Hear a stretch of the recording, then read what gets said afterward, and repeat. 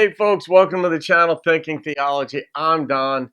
If you're new here, welcome aboard the channel. I don't take a dogmatic stance on things. I examine the arguments being made and whether or not they make sense to me.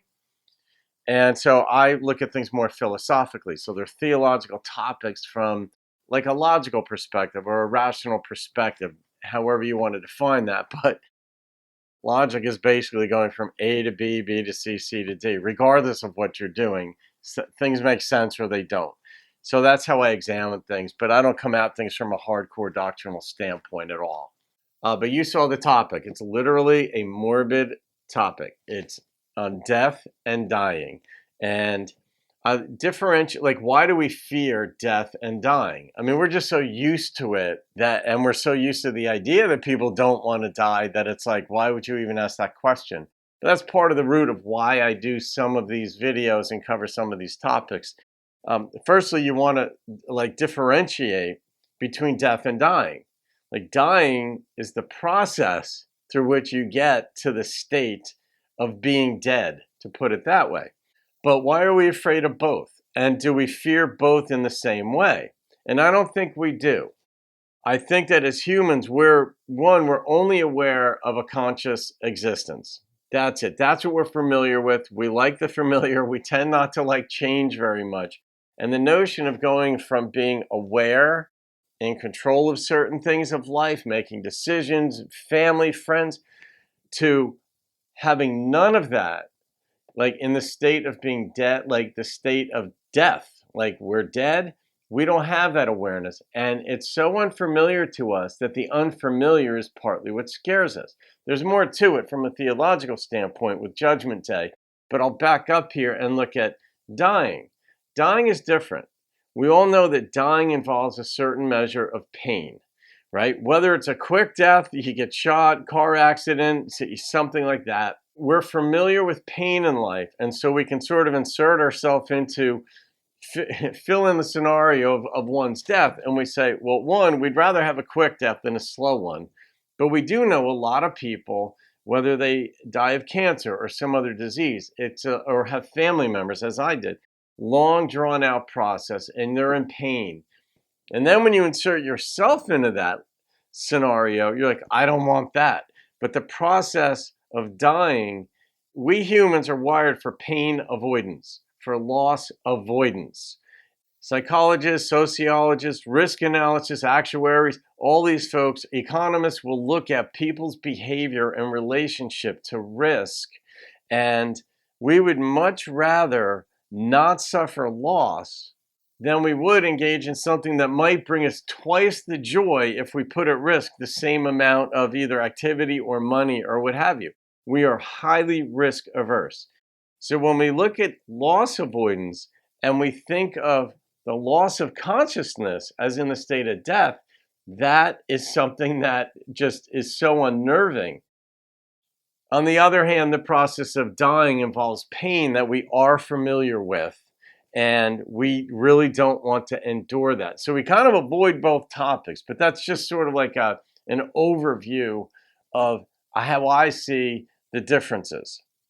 So, but the thing when you bring in the spiritual, religious, theological component to it, whether you're a Christian who believes that, Jesus is going to return and then there's a judgment day, or a Jewish conception, which is based in many ways like on works, abiding by the law, but a relationship with Hashem. However you want to conceptualize your particular denomination or religion's view of an afterlife, whether it's in some heavenly realm or whether paradise is a place here on earth, as in the meek shall inherit the earth, it's still one of the unfortunate parts of the package about faith is that you still have to die to find out if you were right. And if there's a judgment day, most people who believe there's an afterlife, believe in some form of judgment day as to whether or not your faith was strong enough or good enough to get you in, or your works were good enough to get you in. But that brings in the faith versus works, or the faith and works discussion.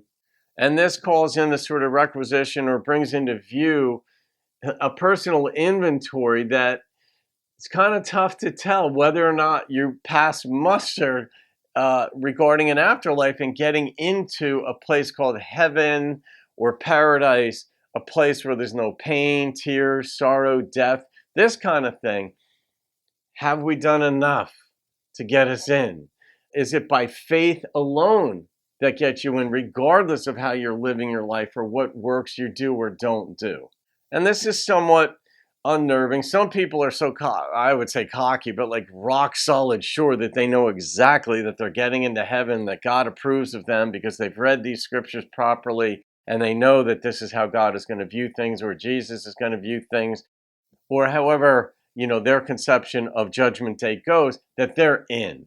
And that, fair enough. I mean, everybody has their own view of and attempt to get through this life in a painless existence. None of we don't accomplish that. But when we look at the difference and why we fear them, it's that in death, we're helpless and unaware.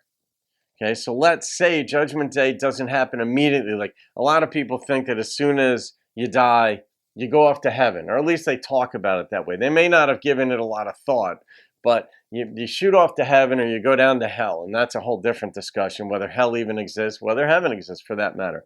But in death, let's say there's a period of death before Judgment Day. Well, you're helpless and unaware. And the idea of having some existence where you're helpless and unaware, that's unnerving. And when we are dying, getting to that state, there's pain involved, emotional, physical pain, and we don't like that either. So that kind of sets the table. But if we make a certain measure of peace with those ideas, not that we're going to embrace them and enjoy them, because we're not. That's just not the way the human psyche and being seems to be wired. But if we make a certain measure of peace and are aware of it, it can inform us how we want to live on a daily, weekly, monthly, annually, decade-wise basis or whatever in our life. What our relationship will be with money or forgiveness of others or them forgiving us. It can inform us how we want to live each moment of our life. Because if all this is going to be gone anyway at some point, then even if we have these great big mansions and big bank accounts, well, we know that's going away. So maybe we'll temper how we view our relationship to money and things. And if we're living a life that's, devoid of a lot of the creature comforts in life, well, this too is going to come to an end. So it might actually be like, all right, when I die, then I won't be in this pain any longer. And it can kind of bring the two camps, if you will, the two extremes, into a certain stasis where, yeah, our circumstances in life are different, but we're all kind of going to that same place and we don't know what it's going to hold. And we just hope that it holds no pain, tears, sorrow, or death for each of us. So there you go. All right, guys. That's all I wanted to share. Might shed some light on you regardless of what your faith is or lack thereof, even if you're an atheist. That might cover what you think about death and dying accurately. But there you go. So leave your comments. I read them. I may do a video based on them. So have a great day, guys. I'll see you on another video and keep thinking theology.